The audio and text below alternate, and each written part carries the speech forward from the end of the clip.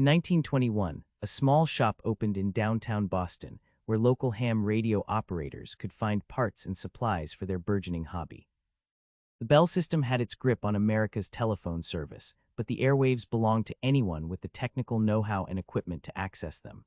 This is the story of RadioShack, a company that would rise from a single specialty shop to become America's neighborhood technology store, before disappearing almost entirely from the American retail landscape. What forces transform a thriving nationwide chain of 7,000 stores into a cautionary tale of corporate collapse? How does a company that once stood at the intersection of America's technological revolution become just another vacant storefront in a struggling strip mall? The answers lie somewhere between innovation and stagnation, between visionary leadership and catastrophic mismanagement, between the analog past and the digital future.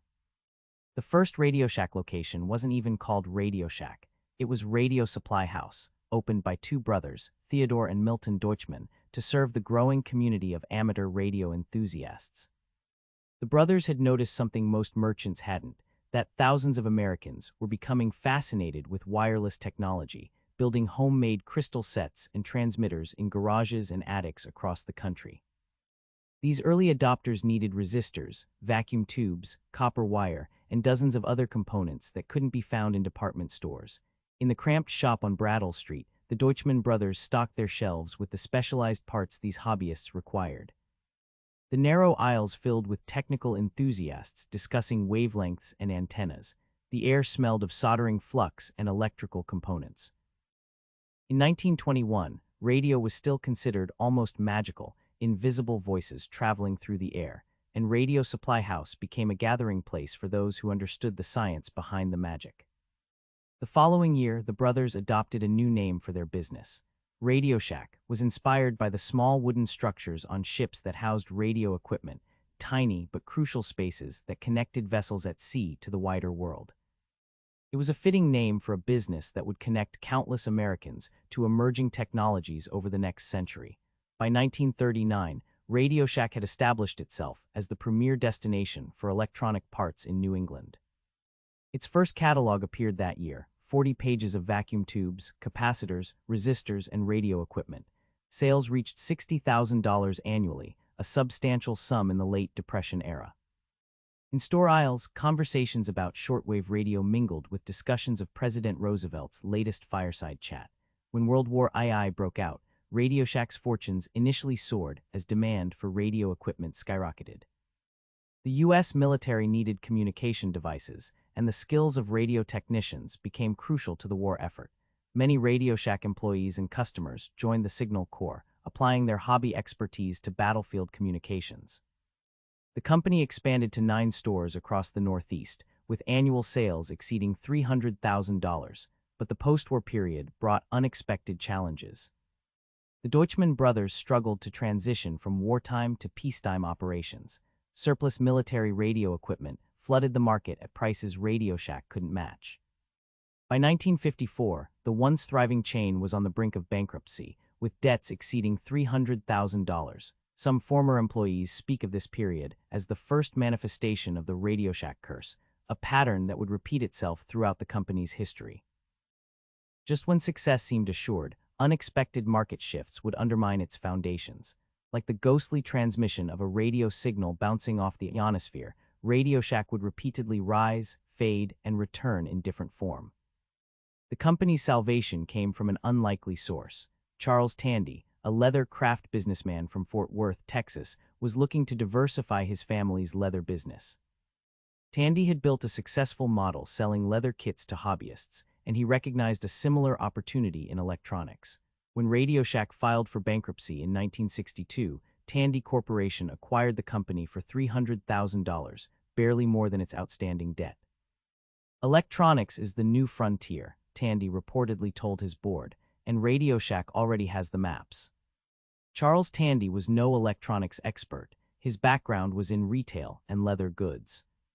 But he understood something fundamental about American consumers. Many wanted to be part of the electronic revolution, but most needed guidance to participate. Tandy saw RadioShack not just as a parts supplier, but as a friendly neighborhood technology interpreter. Under Tandy's leadership, RadioShack stores underwent a dramatic transformation. Instead of dark, cluttered shops catering exclusively to hobbyists, they became bright, welcoming spaces where anyone could ask questions about electronics without feeling intimidated. Store managers were instructed to greet every customer personally and to speak in plain English, not technical jargon. Tandy also revolutionized RadioShack's inventory management. Before his acquisition, stores often carried excessive stock of slow-moving items while running out of popular components. Tandy implemented a centralized inventory system that tracked sales data from all stores, ensuring that each location carried the optimal mix of products for its customer base. Perhaps most crucially, Tandy recognized that RadioShack's future lay not just in components but in finished consumer electronics. In 1965, RadioShack introduced its first private label product, the Realistic brand of audio equipment. By manufacturing its own products, RadioShack could offer consumers technology at prices 30–40% below comparable national brands, while maintaining profit margins of 50–70%. The magic of our business is that we sell technology to non-technological people, Tandy explained to Wall Street analysts in 1966. We're not selling to engineers. We're selling to everyday Americans who want to be part of the future. By 1968, RadioShack had grown to 865 stores nationwide, with sales exceeding $134 million. Charles Tandy's vision had transformed a bankrupt regional chain into a national retail powerhouse. When the company moved into its new headquarters in Fort Worth, a sleek 20-story tower that dominated the skyline, it seemed that RadioShack had finally escaped its boom and bust cycle. Yet even in this moment of triumph, there were whispers among old-timers about the RadioShack curse. Several former employees from the Deutschmann era claimed that Milton Deutschmann, bitter about losing his company, had predicted its eventual demise. "This company will rise and fall and rise again," he reportedly told Charles Tandy at their only meeting, "but eventually it will disappear as if it never existed." While such stories are likely apocryphal, they reflected a persistent unease about RadioShack's identity. Was it a hobbyist haven, a mass-market electronics retailer, a technology educator? This ambiguity would both strengthen and weaken the company in the decades to come. The 1970s marked RadioShack's golden era. As Americans embraced new technologies like CB radio, home stereo systems, and the earliest personal calculators, RadioShack positioned itself as the friendly neighborhood expert ready to explain these innovations in plain English. Store counts reached 3,500 by 1975, with locations in every state and most medium-sized towns. RadioShack's strategy of ubiquity was deliberate. Charles Tandy believed that the company's competitive advantage lay in convenience. "When a consumer needs a battery or an adapter or has a question about technology, I want a RadioShack to be within 10 minutes of their home," he declared in 1974. This approach required thousands of relatively small stores, typically 2,500 square feet, rather than the larger formats preferred by competitors like Circuit City and Best Buy. The typical RadioShack of this era occupied a distinctive place in American retail culture. Unlike department stores, where salespeople often lacked specialized knowledge or specialized electronics shops that could intimidate casual customers, RadioShack cultivated an atmosphere of accessible expertise. Walking into a 1970s RadioShack meant entering a sensory environment unlike any other retail experience. The air carried the peculiar scent of warm electronics, a mixture of heated plastic, circuit boards, and the rubber matting on display counters. The sounds of demonstration stereos, electronic games, and occasionally squealing CB radio transmissions created a cacophony of technological progress. Glass display cases held calculators and watch batteries, while wall racks displayed headphones, adapters, and cables for every conceivable connection. Behind the counter stood the heart of RadioShack's strategy, the store manager, almost invariably male, wearing a shirt and tie regardless of the local climate. These managers earned a base salary plus commission, incentivizing them to solve customer problems with RadioShack products. Many developed loyal customer followings, becoming neighborhood technology consultants who could explain everything from stereo specifications to antenna installations. Yvonne Quimby began his RadioShack career in 1974 as a sales associate in Lubbock, Texas. "I was 19, studying electrical engineering, and RadioShack was the perfect job," he recalls. Customers would bring in newspaper clippings about some new technology, and they'd ask me to explain it. I became their technology translator. Quimby's experience was typical. RadioShack hired thousands of technically inclined young people, offering them not just jobs but career paths. Store associates could become managers, district managers, and eventually executives. The company promoted almost exclusively from within, creating a corporate culture that valued retail experience and customer knowledge over formal business education. For workers, RadioShack offered something increasingly rare in American retail, a middle-class career without requiring a college degree. Store managers in the 1970s could earn $50,000 annually, $250,000 in today's dollars through salary and commission. District managers earned even more, and the company's profit-sharing plan gave employees a stake in RadioShack's success.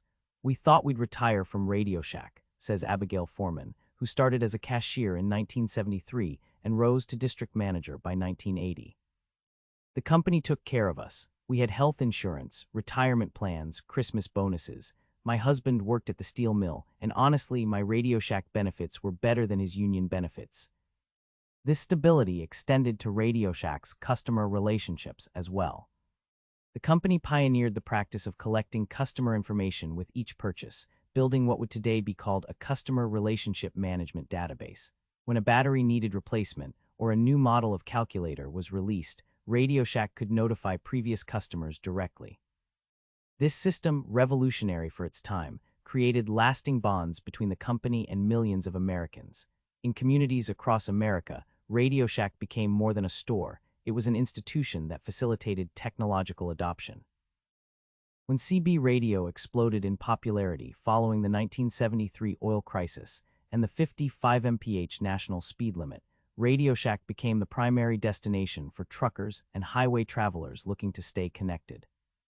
The company sold more than 20 million CB radios between 1973 and 1978.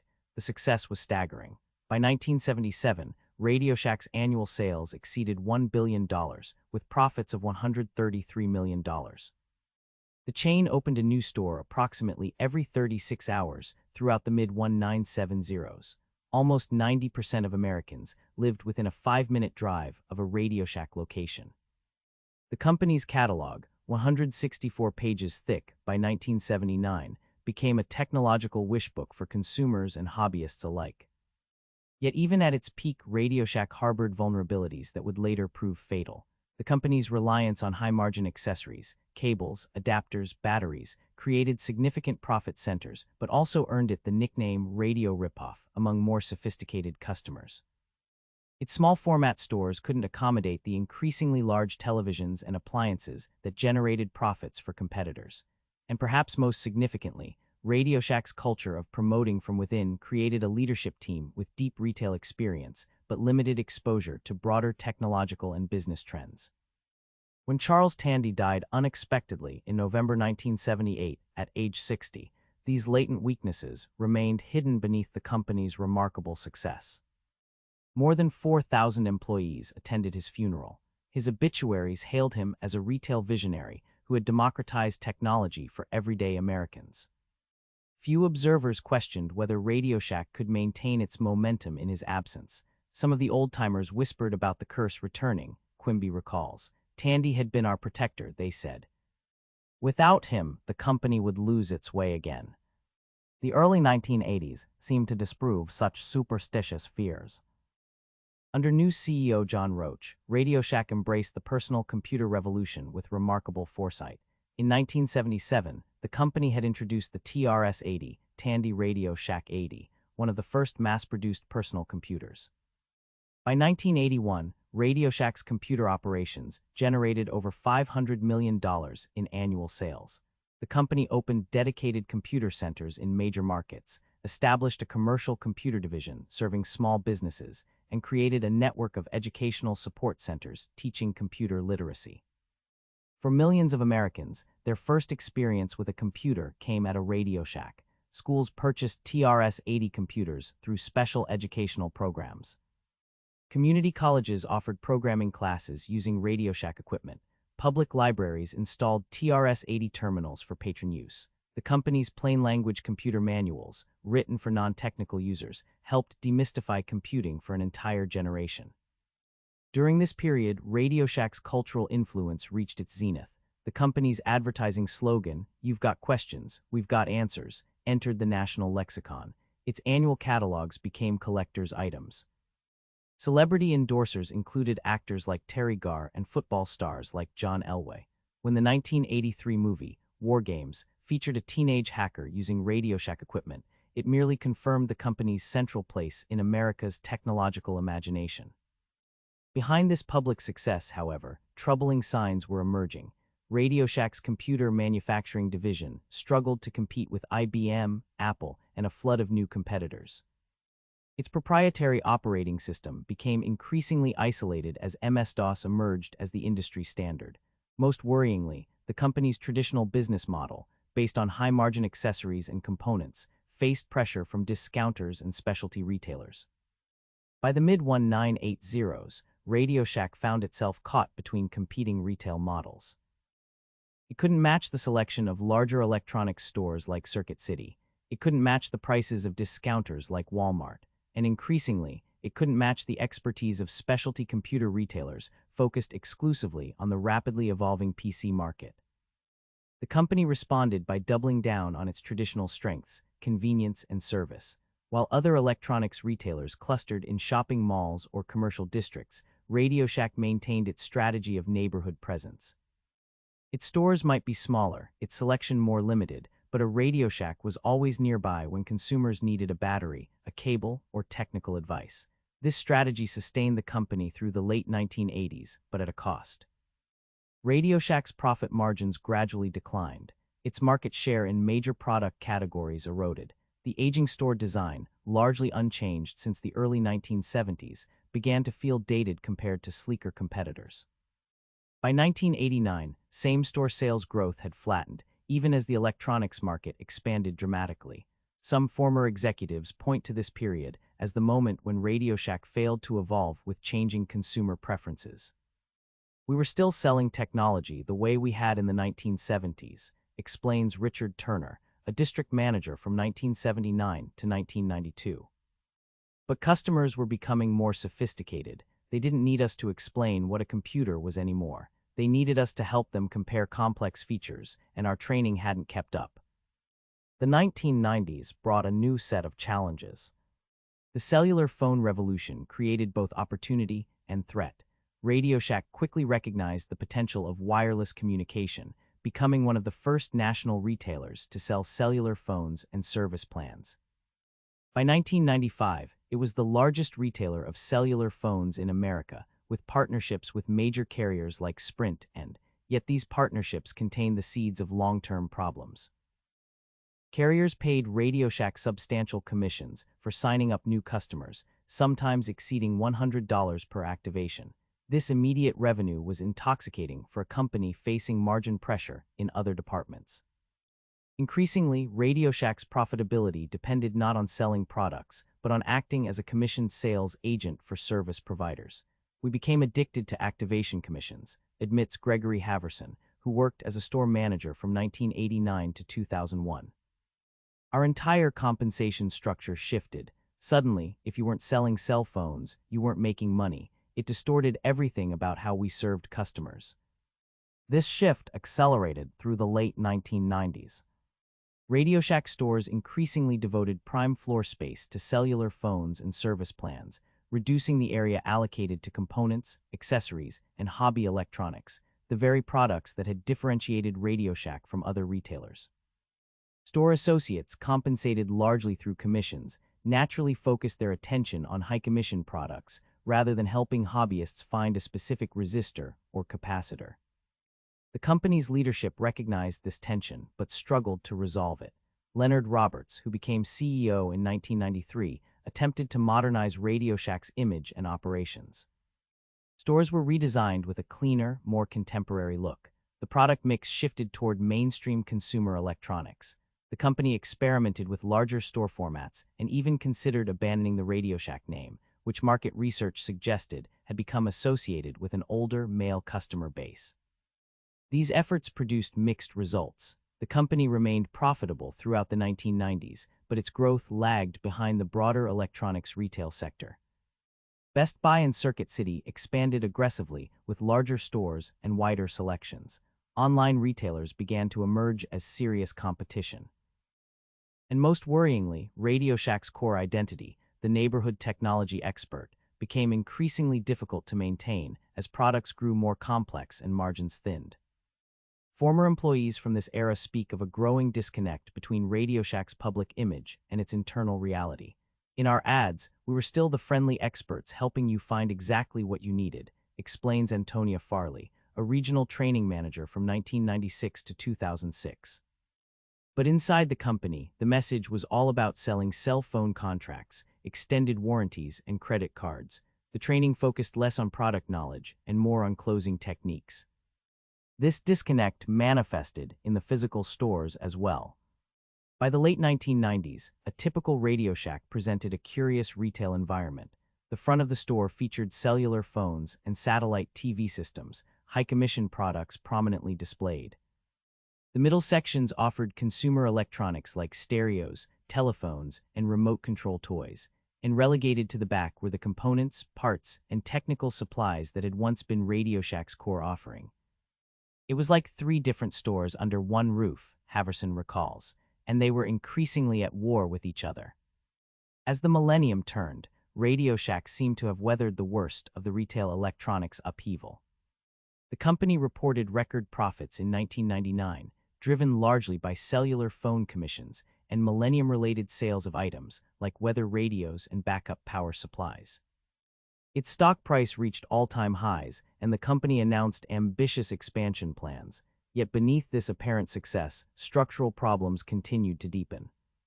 The company's reliance on carrier commissions created vulnerability to changes in cellular company policies. Its aging customer base, predominantly male and over 40, represented a declining demographic in electronics purchasing. And perhaps most critically, the rise of internet shopping threatened RadioShack's fundamental value proposition of convenient access to electronics and components. The first decade of the new millennium brought these challenges into sharp relief. Under CEO David Edmondson and his successor Julian Day, RadioShack attempted a series of strategic pivots. The company briefly rebranded itself as The Shack in a bid to seem more contemporary. It expanded into larger store formats in select markets. It reduced its inventory of components and hobbyist supplies, focusing instead on higher-margin consumer electronics. It even experimented with store-within-a-store concepts for wireless carriers. None of these strategies reversed RadioShack's declining relevance. Between 2000 and 2010, the company's market share in consumer electronics fell by more than half. Its stock price, which had traded above $70 in 1999, dropped below $20 by 2009. Store closures, once rare events marked by employee tears and customer petitions, became routine corporate decisions driven by spreadsheet analysis. The 2008 financial crisis accelerated these trends. As consumer spending on electronics contracted, RadioShack found itself caught in a downward spiral of cost-cutting and declining service. Training budgets were slashed. Experienced employees were replaced with part-time workers. Inventory levels were reduced to conserve cash, leading to frequent out-of-stock situations. We still had customers who depended on us, says Farley. But we couldn't serve them properly anymore. We didn't have the inventory, we didn't have the knowledge, and most critically, we didn't have the corporate support for anything other than selling phones and warranties. By 2012, industry analysts openly questioned RadioShack's survival prospects. The company had become trapped between specialized online retailers who could offer vastly larger selections of components and cables, and big-box stores who could sell consumer electronics at lower prices. Its store network, once its greatest asset, had become an unsustainable cost structure in an increasingly digital retail environment. In a desperate bid for relevance, CEO Joseph Magnacca announced a rebranding effort in 2013 that would transform RadioShack into a destination for do-it-together technology projects. Stores would feature interactive displays, maker spaces, and 3D printing demonstrations. The company would reclaim its heritage as a supporter of electronics hobbyists while embracing contemporary technology trends. This vision never materialized in most stores. The company lacked the capital for such an ambitious transformation. By early 2014, RadioShack's credit rating had been downgraded to CCC, indicating substantial risk of bankruptcy. Its stock traded below $1 per share. Suppliers increasingly demanded cash on delivery, unwilling to extend credit to a retailer they feared might not survive. On February 5, 2015, RadioShack filed for Chapter 11 bankruptcy protection. The filing revealed the stark reality of the once dominant retailer's collapse. $1.4 billion in debt against assets of just $1.2 billion. The company announced plans to close more than half of its 4,000 remaining stores and sell others to a hedge fund that would operate them under shared branding with Sprint wireless stores. For tens of thousands of current and former employees, the bankruptcy represented not just the end of a company, but the disappearance of a distinct retail culture. RadioShack had offered generations of technically inclined individuals their first job, their first management opportunity, or in many cases their entire career. The company's internal training systems, while diminished in later years, had once been among the most comprehensive in American retail. When I started at RadioShack in 1974, I learned something new every day, Quimby reflects. The company invested in our knowledge because that knowledge created value for customers. By the end, training was just about how to process phone activations. For communities across America, RadioShack's bankruptcy meant the loss of a familiar presence. In smaller towns and rural areas, the local RadioShack had often been the only place to purchase electronics, get a phone repaired, or find specific components. When these stores closed, residents sometimes had to drive 50 miles or more to find comparable services. The bankruptcy proceedings revealed the extent of RadioShack's corporate dysfunction in its final years. Executives had received substantial bonuses even as the company spiraled toward insolvency. Store-level employees, meanwhile, saw benefits cut and workloads increased. Pension obligations went unfunded. Loyal customers holding merchandise credits discovered they had no recourse in the bankruptcy process. The way it ended wasn't worthy of what RadioShack had meant to America, says Farley. This was a company that helped bring technology into millions of homes, that taught kids about electronics, that stood for something in American retail, and it just disappeared. The aftermath of RadioShack's bankruptcy has been a strange epilogue to the company's 94-year history. Standard General, a hedge fund, purchased approximately 1,700 RadioShack locations through the bankruptcy process, operating them as co-branded stores with Sprint. However, these stores gradually closed or converted to Sprint-only locations over the following years. The RadioShack brand name and intellectual property have been sold multiple times since the bankruptcy, with various entities attempting to revive the name online or through licensing agreements. In 2020, Retail E-commerce Ventures purchased the RadioShack brand and relaunched it as an online retailer focused once again on components and DIY electronics. Meanwhile, the physical remnants of RadioShack's retail empire have been absorbed into the American landscape. Former RadioShack locations now house nail salons, vape shops, cell phone repair businesses, and in many cases, nothing at all, just empty storefronts with the ghostly outline of the company's logo still visible on some facades.